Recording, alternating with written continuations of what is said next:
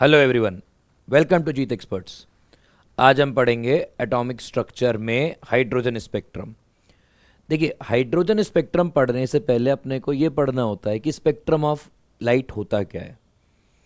जितने भी हमारे पास रेडिएशंस होती हैं, उस रेडिएशन को हम लोग एक स्पेक्ट्रम में कैसे अरेंज कर सकते हैं।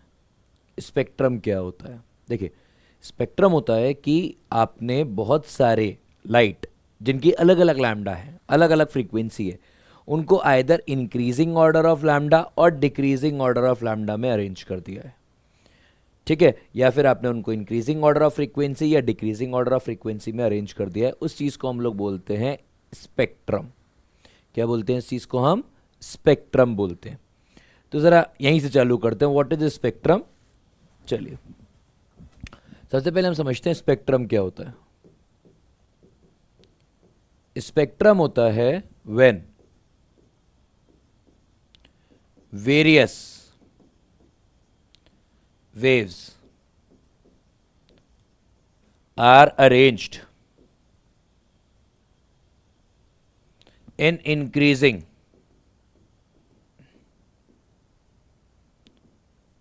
or decreasing order of wavelength और फ्रीक्वेंसी। वेवलेंथ और फ्रीक्वेंसी, तो उस चीज को हम लोग बोलते हैं स्पेक्ट्रम। क्या बोलते हैं उस चीज को हम लोग? स्पेक्ट्रम। अब स्पेक्ट्रम के टाइप्स होते हैं। हमारे पास स्पेक्ट्रम के दो टाइप होते हैं। On the basis of source of light. देखिए, बेसिकली हम स्पेक्ट्रम को दो तरीके से क्लासिफाई कर सकते हैं। पहला होता है on the basis of light source and second होता है on the basis of lambdas present. ठीक है, तो हम सबसे पहले पढ़ेंगे classification of spectrum on the basis of light source. चलिए, तो हम सबसे पहले क्या पढ़ेंगे? Classification of spectrum on the basis of light source। भाई, जहां से लाइट आ रही है उसके हिसाब से स्पेक्ट्रम दो प्रकार का होता है, जिसमें सबसे पहला होता है एमिशन स्पेक्ट्रम। सबसे पहला क्या होता है? एमिशन स्पेक्ट्रम होता है। ये क्या होता है? When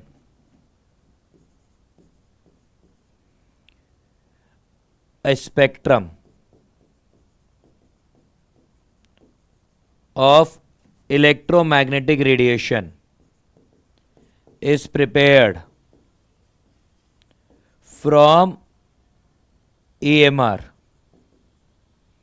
produced by any light source,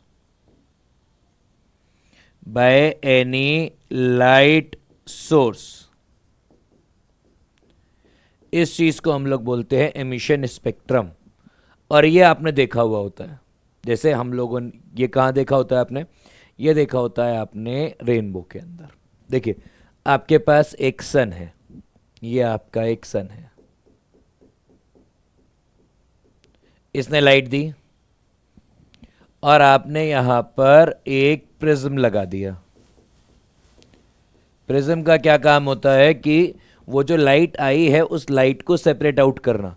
तो फिर ये पूरी की पूरी लाइट जो है ये ऐसे सेपरेट आउट हो जाती है और ये बन जाता है पूरा VIBGYOR विबग्योर, इधर इंफ्रारेड, और इसके ऊपर ultraviolet and then so on. तो ये जो स्पेक्ट्रम है, ये स्पेक्ट्रम जो व्हाइट लाइट का स्पेक्ट्रम है, जो आपने विबग्योर में देखा है, जो आपने रेनबो में देखा है, वो कैसा स्पेक्ट्रम है? वो स्पेक्ट्रम है एक तरीके का एमिशन स्पेक्ट्रम। क्यों? क्योंकि ये जो लाइट है, ये लाइट एमिट हुई है, एमिटेड फ्रॉम सन। ये लाइट सन से एमिट हुई है, इसीलिए ऐसा हो रहा है कि सन ने लाइट एमिट की, प्रिज्म ने उसको खोल के रख दिया, स्पेक्ट्रम बना दिया, तो उसको हम क्या बोलेंगे? एमिशन स्पेक्ट्रम बोलेंगे। समझ में आ गया एमिशन स्पेक्ट्रम क्या होता है? इसके बाद जैसे हमने इसके एग्जाम्पल क्या क्या क्या हो जाएंगे, इसके एग्जाम्पल होते हैं स्पेक्ट्रम ऑफ वाइट लाइट, जो वाइट लाइट है उसका spectrum, hydrogen spectrum, spectrum of candle light, इनको हम लोग बोलते हैं एमिशन स्पेक्ट्रम। और सिमिलरली एक ऐसा ही होता है जिसको हम लोग बोलते हैं एब्जॉर्प्शन स्पेक्ट्रम। क्या बोलते हैं उसको हम लोग? एब्जॉर्प्शन स्पेक्ट्रम बोलते हैं। यह एब्जॉर्प्शन स्पेक्ट्रम क्या होता है? एब्जॉर्प्शन स्पेक्ट्रम होता है जहां पर हम लोग लाइट जो एब्जॉर्ब होती है ना वो पढ़ने की कोशिश करते हैं। जरा समझिएगा क्या बात हुई, कैसे लाइट एब्जॉर्ब होती है और क्या बात करने की कोशिश कर रहे हैं। When spectrum is prepared, when spectrum of light is prepared from reflected light,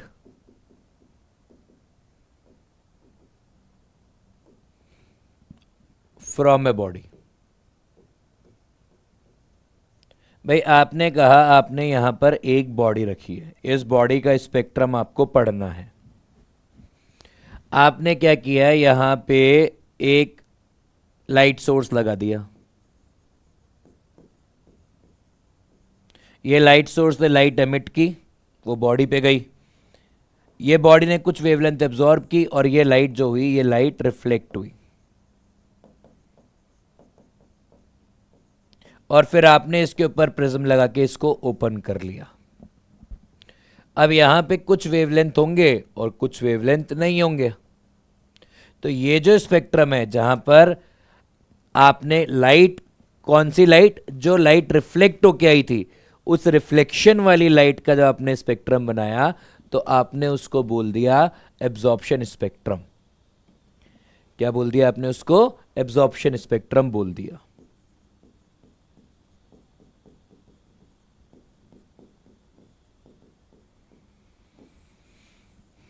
बात समझ में आ गई? एब्जॉर्प्शन स्पेक्ट्रम क्या होता है?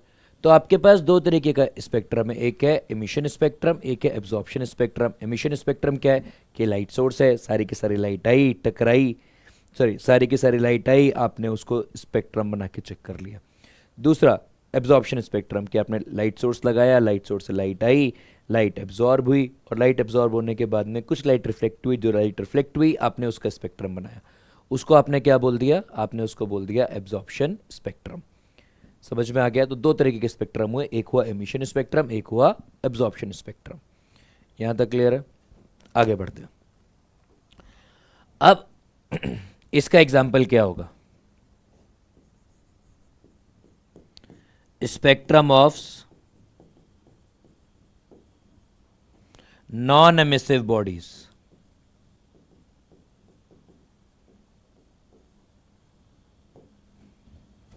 भाई जो भी कोई लाइट एमिट नहीं कर रही है ना, उस बॉडी का स्पेक्ट्रम जो होगा वो एब्जॉर्प्शन स्पेक्ट्रम होगा। बात समझ में आई? भाई मान लेते हैं कि इस मार्कर का स्पेक्ट्रम बनाना, तो यहां से लाइट आई, लाइट इस पे एब्जॉर्ब हुई, कुछ लाइट रिफ्लेक्ट हुई, उस रिफ्लेक्टेड लाइट का हमने स्पेक्ट्रम बना लिया। अब हमारे पास स्पेक्ट्रम दो प्रकार के और होते हैं। Spectrum can also be classified on the basis of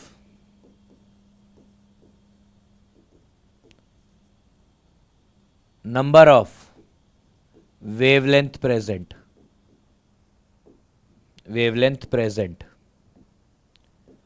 or missing।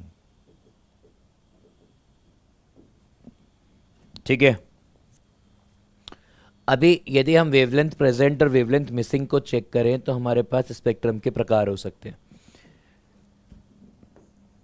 तो वो कैसे होती है? सबसे पहला इसमें होता है कंटिन्यूअस स्पेक्ट्रम। सबसे पहला क्या होता है इसमें? कंटिन्यूअस स्पेक्ट्रम होता है। कंटिन्यूअस स्पेक्ट्रम का क्या मतलब है कि all possible wavelength either present और मिसिंग। सारी पॉसिबल वेवलेंथ या तो प्रेजेंट है या तो मिसिंग है।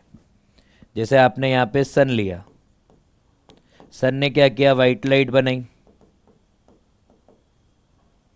व्हाइट लाइट में जितने पॉसिबल लैम्डा हो सकते थे सब है। इसको हमने बोल दिया कंटिन्यूअस स्पेक्ट्रम।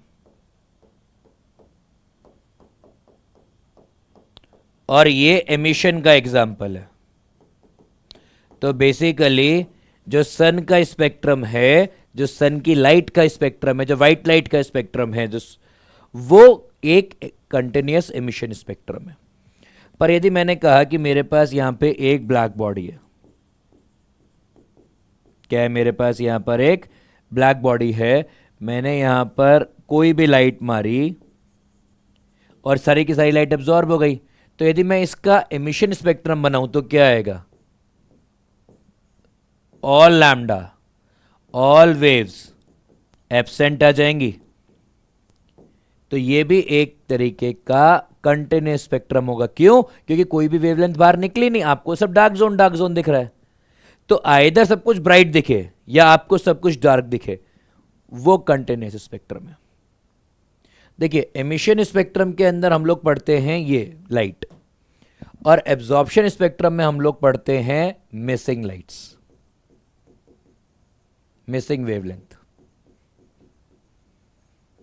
कि कौन कौन सी वेवलेंथ इस बॉडी ने एब्जॉर्ब कर ली, ये पढ़ना होता है। तो दोनों के ऑब्जेक्टिव अलग अलग होते हैं, एमिशन और एब्जॉर्प्शन स्पेक्ट्रम के।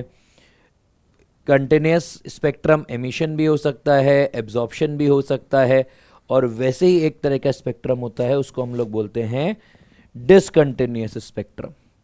क्या बोलते हैं उस चीज को हम लोग? Discontinuous spectrum. ये क्या होता है? In this spectrum, some wavelengths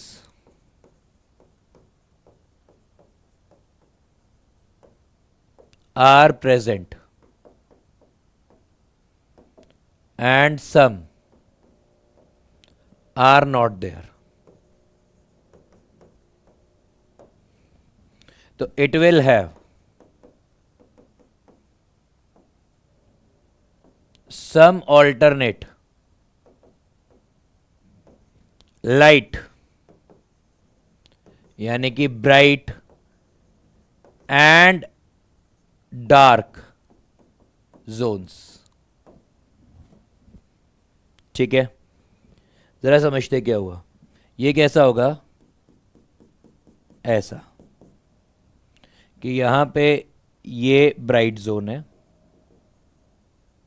और ये जो है ये डार्क जोन है, ये डार्क जोन है, ये डार्क जोन है, ये डार्क जोन है, ये डार्क है, ये डार्क है, ये डार्क है, ये डार्क है, ये डार्क है, ये डार्क है। एक काम करता हूँ, इसको दूसरा कलर कोड कर देते हैं। चलिए इधर देखते हैं, ब्लू कर देते हैं। तो हम क्या बोल रहे हैं, ये जो ब्लू वाला जोन है पूरा, ये क्या है? ये डार्क जोन है। भाई लाइट नहीं है ना यहाँ पे। देखिए जहाँ पर येलो है केवल वो वाली लाइट्स बोल रहे हैं हम लोग, तो जो बाकी का नहीं है उसको हम लोग क्या बोल रहे हैं? डार्क जोन बोल रहे हैं। तो जो येलो वाला है वो ब्राइट जोन है, और जो जो जिस जहाँ पर हमने ब्लू से मार्क किया है वो डार्क जोन्स है। तो ऐसे जोन्स आएंगे, उस चीज़ को हम लोग बोलेंगे डिसकंटिन्यूअस स्पेक्ट्रम। बात समझ में आ गई? और ये किसका होता है? ये होता है स्पेक्ट्रम ऑफ एटम्स। ये किसका होता है? ये होता है स्पेक्ट्रम ऑफ एटम्स। किसी भी एटम का स्पेक्ट्रम हो, चाहे हाइड्रोजन हो, चाहे हीलियम हो, चाहे नियॉन हो, चाहे हेलोजन हो, किसी का भी स्पेक्ट्रम जो होगा वो डिसकंटिन्यूअस स्पेक्ट्रम होगा, कि कुछ स्पेसिफिक वेवलेंथ प्रेजेंट होंगे और कुछ स्पेसिफिक वेवलेंथ मिसिंग होंगे। बात समझ में आ गई? तो आपने अभी क्या सीखा? एमिशन स्पेक्ट्रम सीखा, एब्जॉर्प्शन स्पेक्ट्रम सीखा, डिसकंटिन्यूअस स्पेक्ट्रम सीखा, कंटिन्यूअस स्पेक्ट्रम सीखा। अब हाइड्रोजन का स्पेक्ट्रम कैसा होता है? देखिए हाइड्रोजन स्पेक्ट्रम कैसे बनता है?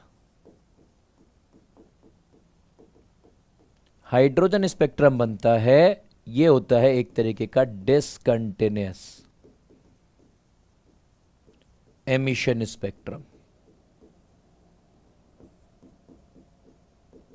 ये होता है एक तरीके का डिसकंटिन्यूअस एमिशन स्पेक्ट्रम। और ये डिसकंटिन्यूअस एमिशन स्पेक्ट्रम क्यों होता है? देखिए, एमिशन कहाँ से आया, लाइट कहाँ से आई, वो समझते हैं। देखिए, the electron in an atom is excited by energy, and when electron gets de-excited, it emits various wavelength. It emits wavelength, इसीलिए ये एमिशन स्पेक्ट्रम है। और वेरियस मतलब सारी नहीं करता है, कुछ कुछ करता है, इसलिए डिसकंटिन्यूअस है। देखिए, अब है ना, यहां पर मैंने टर्म्स यूज की एक्साइटेड एंड डी एक्साइटेड।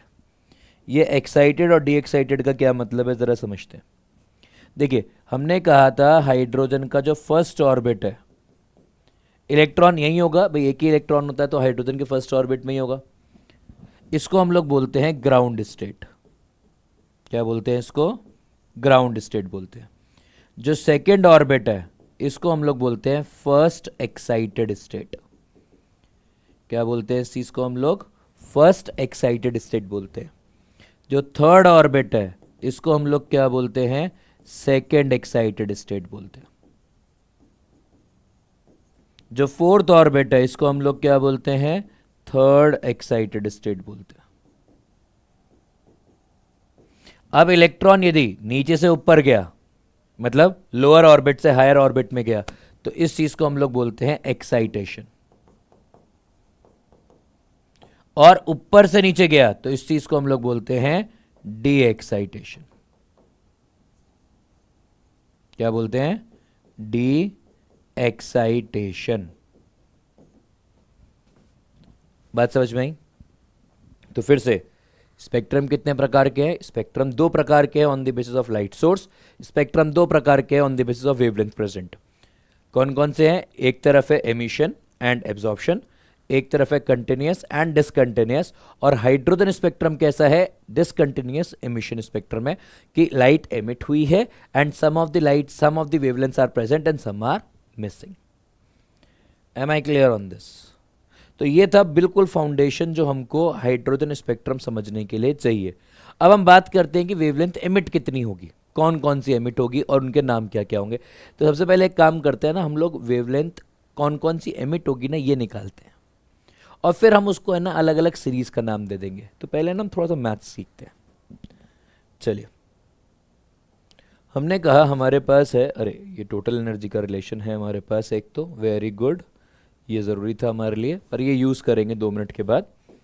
ज़रा समझते हैं भाई, हमने क्या बोला कि जब इलेक्ट्रॉन जंप करेगा, jump from n initial to n final, it emits EMR। ये हमने लास्ट लेक्चर के अंदर पढ़ा था, बोर्स मॉडल के अंदर, तो सेम चीज़ है।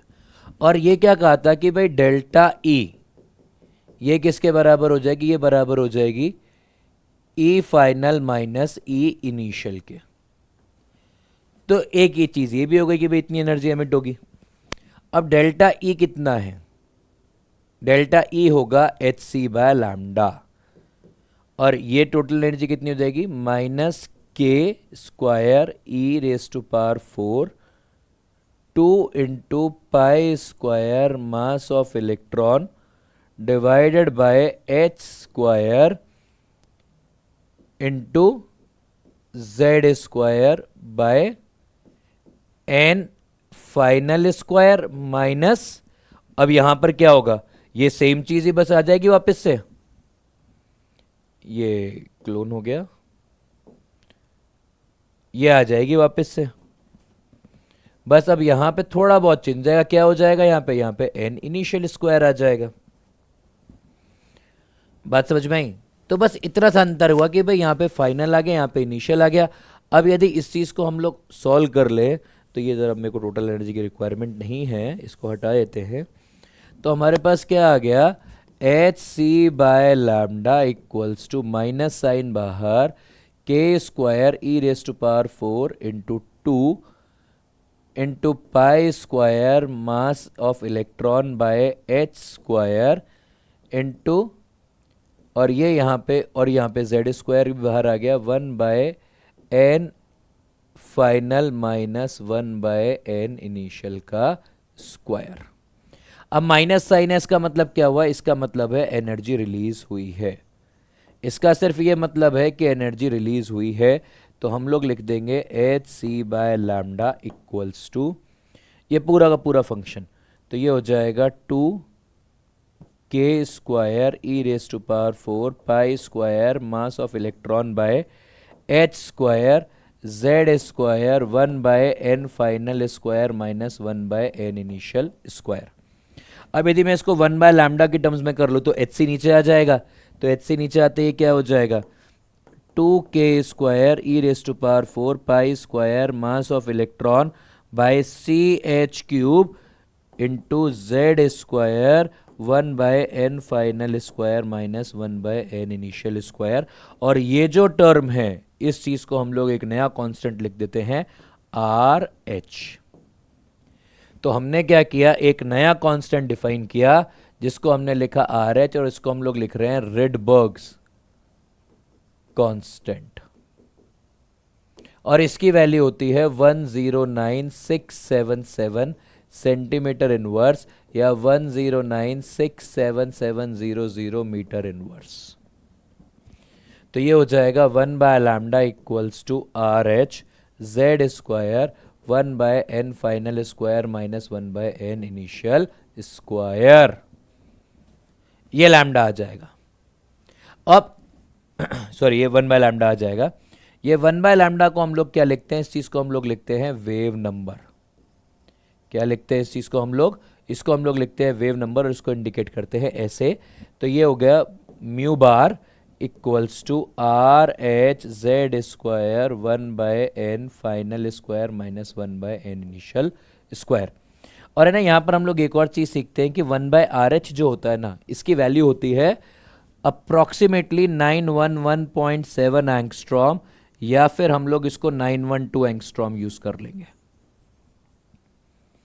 तो हमारे पास वेवलेंथ निकालने का तरीका आ गया, ये डेरिवेशन आ गई। ये डेरिवेशन आपको आनी चाहिए, ठीक है। ये डेरिवेशन से आपको थोड़ा बहुत फायदा हो सकता है, पर इस डेरिवेशन से बहुत ज़्यादा इंपॉर्टेंट है ये वाला रिलेशन और ये वाला मैथ।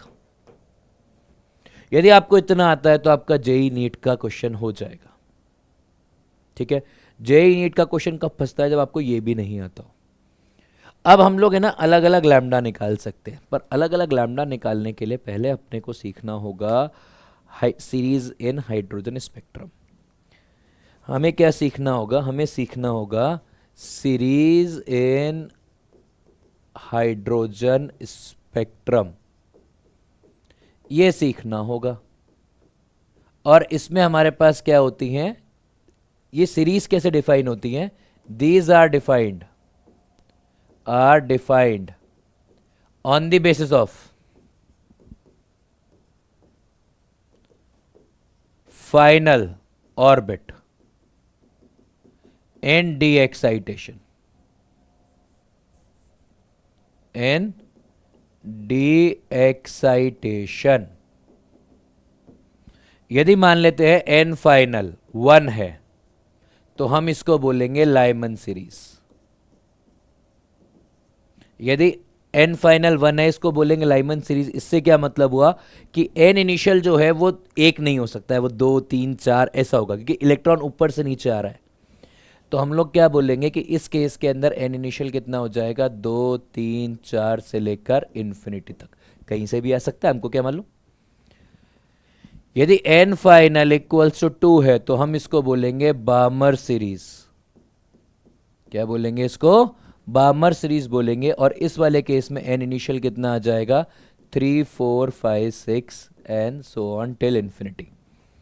भाई समझिए, यदि फाइनल 2 है तो इलेक्ट्रॉन तो उससे ऊपर से ही आएगा ना, क्योंकि ये तो हम पढ़ ही रहे हैं कि भाई जो भी स्पेक्ट्रम बन रहा है वो स्पेक्ट्रम एमिशन स्पेक्ट्रम है। इलेक्ट्रॉन ऊपर से नीचे ही जंप करेगा, नीचे से ऊपर जंप नहीं कर सकता। एंड फाइनल इक्वल्स टू 3, ये हो जाएगा Lyman Balmer Paschen series. N initial equals to 4, 5, 6, 7 and till infinity. N final equals to, यदि 4 होगा तो इसको हम लोग लिखेंगे ब्रैकेट सीरीज, और ब्रैकेट सीरीज में एन इनिशियल की वैल्यू 4 से बड़ी होगी, तो ये हो जाएगी 5, 6, 7 से लेकर इन्फिनिटी। और एन फाइनल इक्वल्स टू 5 यदि होगा तो इसको हम लोग बोलेंगे फंड सीरीज, और इसका एन इनिशियल हो जाएगा 6, 7 से लेकर इन्फिनिटी तक। और एन इक्वल टू 6, यदि एन फाइनल इक्वल टू 6 होगा तो इसको हम लोग बोलेंगे हम्फी सीरीज, और इसका एन इनिशियल जो होगा वो 7 से लेकर इन्फिनिटी तक कुछ भी हो सकता है। तो ये कुल मिला के 6 सीरीज डिफाइन हुई है, Lyman Balmer Paschen bracket Pfund and Humphreys. ये 5 सीरीज डिफाइन हुई, 6 सीरीज डिफाइन हुई है। जरा एक बार फिर से रिकैप करते हैं। देखिए, इलेक्ट्रॉन जो है वो हायर ऑर्बिट से लोअर ऑर्बिट में आ रहा है। जब वो हायर ऑर्बिट से लोअर ऑर्बिट में आ रहा है तो वो फोटोन एमिट कर रहा है। अब वो जो फोटोन एमिट हुआ है उस फोटोन को हमने स्पेक्ट्रम ऑफ हाइड्रोजन बोला है। वो जो फोटोन एमिट होके बना रहा है उसको अपन स्पेक्ट्रम ऑफ हाइड्रोजन बोल रहे हैं। अब वो कौन सी सीरीज का, ये किस बात पर डिपेंड करता है कि जो फाइनल ऑर्बिट है जहां पे इलेक्ट्रॉन आ रहा है वो ऑर्बिट कौन सा है। यदि फाइनल ऑर्बिट फर्स्ट है तो अपन उसको लाइमन बोल रहे हैं, यदि फाइनल ऑर्बिट सेकंड है तो उसको हम बामर सीरीज बोल रहे हैं, यदि फाइनल ऑर्बिट 3 है तो उसको हम पाश्चन सीरीज बोल रहे हैं, यदि फाइनल ऑर्बिट 4 है तो उसको हम लोग ब्रैकेट सीरीज बोल रहे हैं, यदि फाइनल ऑर्बिट 5 है तो उसको हम लोग फंड सीरीज बोल रहे हैं, यदि फाइनल ऑर्बिट 6 है तो उसको हम लोग हम्फी सीरीज बोल रहे हैं। तो ये सब कुछ इस बात पर डिपेंड कर रहा है कि इनिशियल स्टेट से जब इलेक्ट्रॉन जंप किया तो फाइनली कहाँ तक आ रहा है। I hope it is clear right now. ठीक है, अब है ना हमारे पास हर स्पेक्ट्रम में हर ये जो सीरीज होती है ना इसकी वेवलेंथ निकालने का तरीका होता है, जरा वो निकालते हैं। देखिए यहां पर है ना हम लोग कुछ और चीजें भी डिफाइन करते हैं। सबसे पहले होती है फर्स्ट लाइन ऑफ सीरीज। क्या होती है? First line of series, first line of series, और इसी चीज को हम लोग बोलते हैं अल्फा लाइन। क्या बोलते हैं इस चीज को हम लोग? इस चीज को हम लोग बोलते हैं अल्फा लाइन। अल्फा लाइन क्या होती है कि जो एन इनिशियल होता है ये हमेशा एन फाइनल प्लस 1 होता है। मतलब फर्स्ट लाइन लाइमन के लिए भी होगी, बामर के लिए भी होगी, पाश्चन के लिए भी होगी, ब्रैकेट के लिए भी होगी, फंड के लिए भी होगी, रम्फी के लिए भी होगी। वैसे ही होती है सेकेंड लाइन ऑफ सीरीज, किसी भी सीरीज की, तो और इसको हम लोग बीटा लाइन बोलते हैं। और ये क्या हो जाएगी? एन इनिशियल जो हो जाएगा वो हो जाएगा एन फाइनल प्लस 2। वैसे ही यदि मैं किसी भी nth लाइन की बात करूं, nth लाइन ऑफ सीरीज की बात करूं, तो ये क्या हो जाएगा? एन इनिशियल हो जाएगा एन फाइनल प्लस एन। मान लो लाइमन के लिए बात करते तो लाइमन के लिए फर्स्ट लाइन क्या होगी? 2 से 1, सेकेंड लाइन क्या होगी? 3 से 1, थर्ड लाइन क्या होगी? 4 से 1, nth लाइन क्या होगी? n प्लस 1 से 1। समझ में आया? और एक होती है लास्ट लाइन ऑफ सीरीज। एक क्या होती है? एक होती है लास्ट लाइन ऑफ सीरीज। ये क्या होती है? जब n इनिशियल इंफिनिटी हो, इलेक्ट्रॉन इंफिनिटी से आया हो फर्स्ट ऑर्बिट सेकंड ऑर्बिट में, जिसमें भी आएगा उसको बोलेंगे last line of this series. समझ में आ गया? तो ये हाइड्रोजन स्पेक्ट्रम था। अब हम सबकी वेवलेंथ निकाल के देखते हैं। सबके निकालते, कुछ कुछ के निकालते हैं भाई, कुछ कुछ के आप लोग होमवर्क में निकालिएगा। यदि नहीं निकले तो आप कमेंट पे बताइएगा, हम लोग उसको निकाल के दे देंगे आपको। सबसे पहले हम बात करते हैं लाइमन सीरीज की। किसकी बात करते हैं हम लोग? लाइमन सीरीज की बात करते हैं। लाइमन सीरीज में हम लोग क्या कह रहे हैं कि यदि मैं फर्स्ट लाइन निकालना चाहूं लाइमन सीरीज की, और एक मैं निकालना चाहता हूं लास्ट लाइन लाइमन सीरीज की, ये 2 लाइनें निकालना चाहता हूं हाइड्रोजन आटम के लिए, सिर्फ हाइड्रोजन आटम के लिए, किसी भी और के लिए नहीं।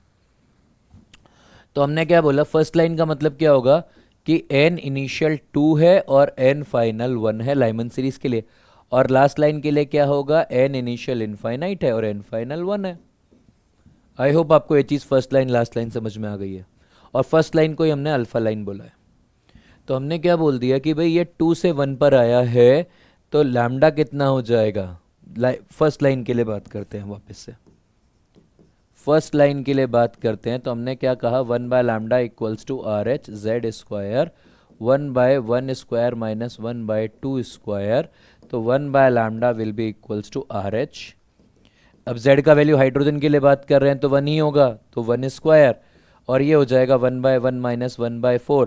तो 1 by lambda equals to R H into 3 by 4, और lambda equals to 4 by 3 into 1 by R H. और हमने अभी इसकी वैल्यू कितनी लिखी है, अप्रॉक्सीमेटली 912 लिखी है 1 बाय आर एच की। तो लैम्डा की वैल्यू आ जाएगी 4 बाय 3 इंटू 912 एंगस्ट्रॉम, और इससे लैम्डा की वैल्यू आ जाएगी 1216 एंगस्ट्रॉम। ये लास्ट लाइन है, सॉरी ये फर्स्ट लाइन है। यदि हम लास्ट लाइन निकालना चाहें तो लास्ट लाइन क्या हो जाएगी, लास्ट लाइन हम कैसे निकालेंगे। लास्ट लाइन के लिए हम लोग कहेंगे कि भाई 1 by lambda equals to R H Z square 1 by 1 square minus 1 by infinity का स्क्वायर। तो ये टर्म जीरो हो गया, तो हम लोग क्या लिख देंगे, 1 by lambda equals to R H, और ये 1 का स्क्वायर, तो lambda equals to 1 by R H, यानी कि ये आ जाएगा 912 एंगस्ट्रॉम। तो पूरा का पूरा लाइमन सीरीज जो है ना, उसके लैम्डा कहाँ से कहाँ तक है, 912 एंगस्ट्रॉम से लेकर लैम्डा फाइनल जो है वो कितनी है, वो है 1216 एंगस्ट्रॉम। और बाकी के इतने भी वेवलेंथ आएंगे सब इनके बीच में आएंगी। मतलब सेकंड का वेवलेंथ इससे थोड़ा बड़ा होगा, इससे थोड़ा छोटा होगा, थर्ड का वेवलेंथ इससे थोड़ा छोटा होगा, एंड सो ऑन, और लास्ट मिनिमम इतना होगा। अब यदि आप ये ध्यान दें तो ये पूरा का पूरा किस में है, ये पूरा का पूरा 3000 एंगस्ट्रॉम से कम है। मतलब ये हमको दिखाई नहीं देगा। हमको कहाँ से कहाँ तक दिखाई देता है, अप्रॉक्सीमेटली 3000 एंगस्ट्रॉम से लेकर 7000 एंगस्ट्रॉम तक दिखाई देता है।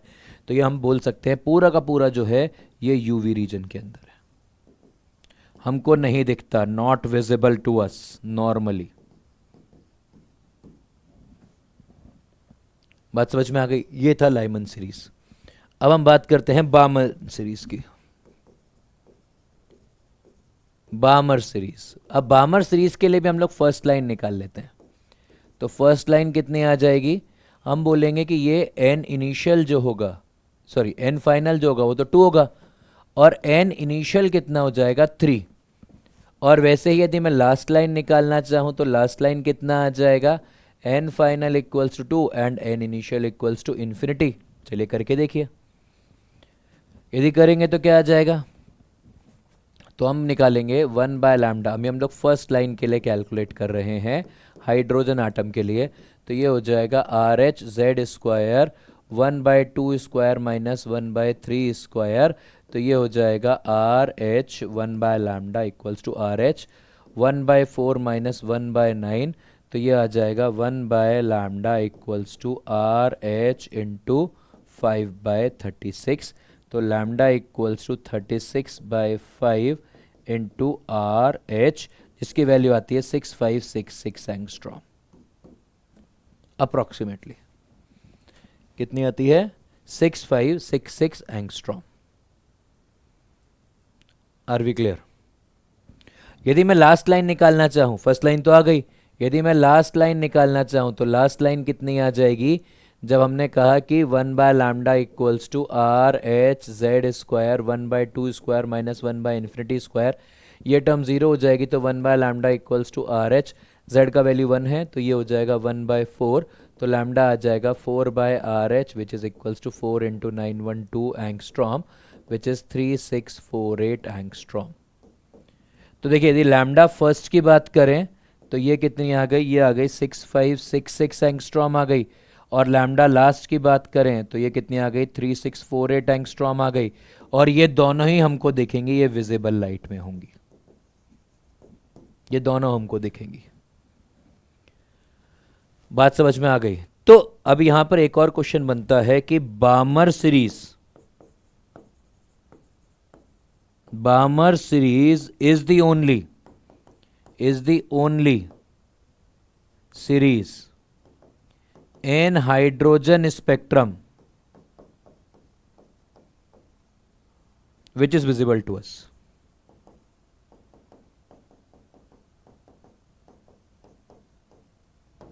इसको छोड़कर अपने को कुछ नहीं दिखता है। तो लाइमन आ गया, बामर आ गया। अब हम बात करते हैं पाश्चन की। पाश्चन सीरीज,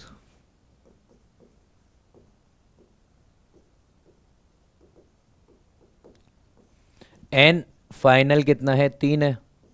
यदि मैं फर्स्ट लाइन निकालना चाहूं तो एन इनिशियल 4 हो जाएगा, और यदि मैं लास्ट लाइन निकालना चाहूं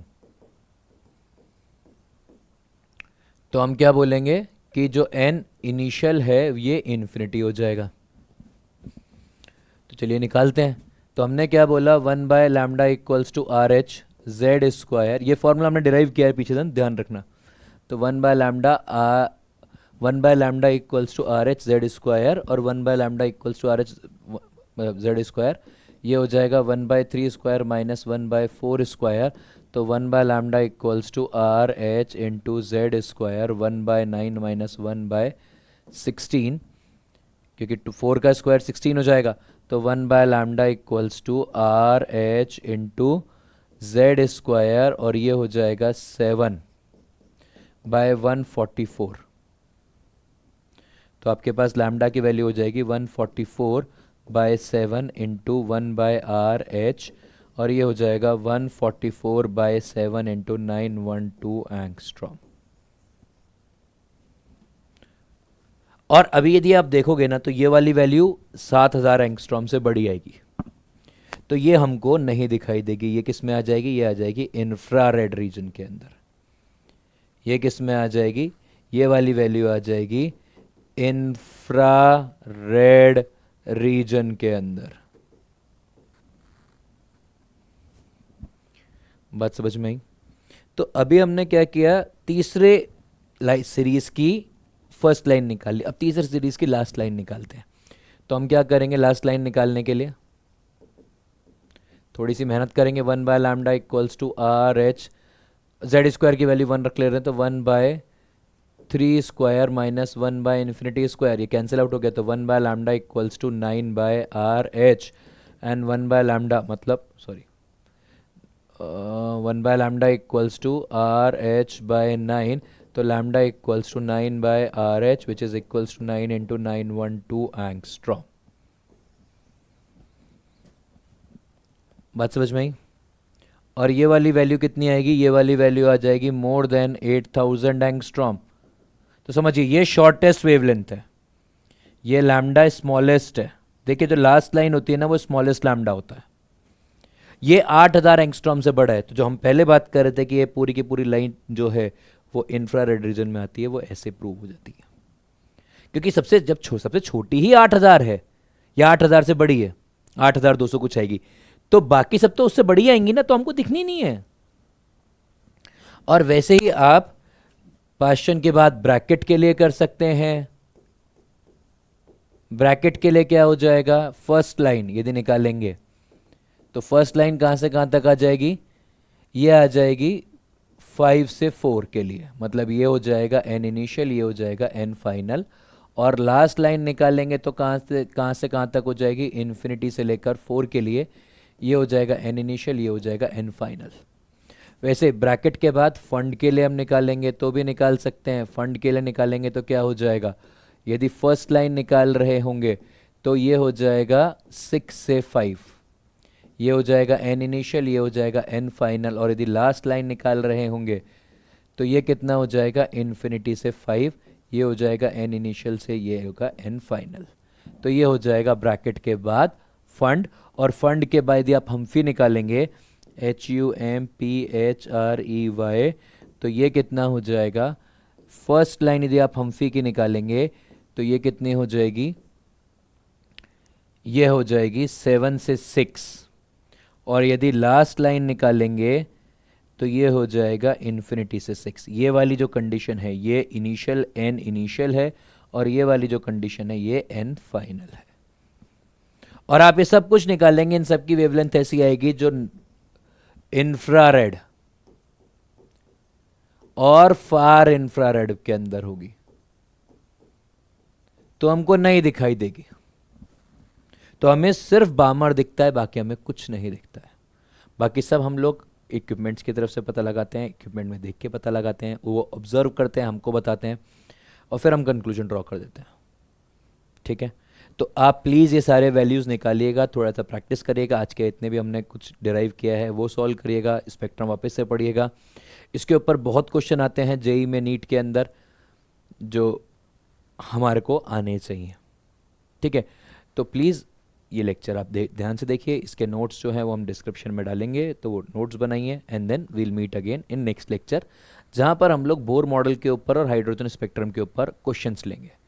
तो जो नेक्स्ट लेक्चर है उसमें हम सिर्फ क्वेश्चन ले रहे होंगे जो बोर मॉडल और हाइड्रोजन स्पेक्ट्रम पर होगा। ठीक है, तब तक के लिए thank you and bye bye.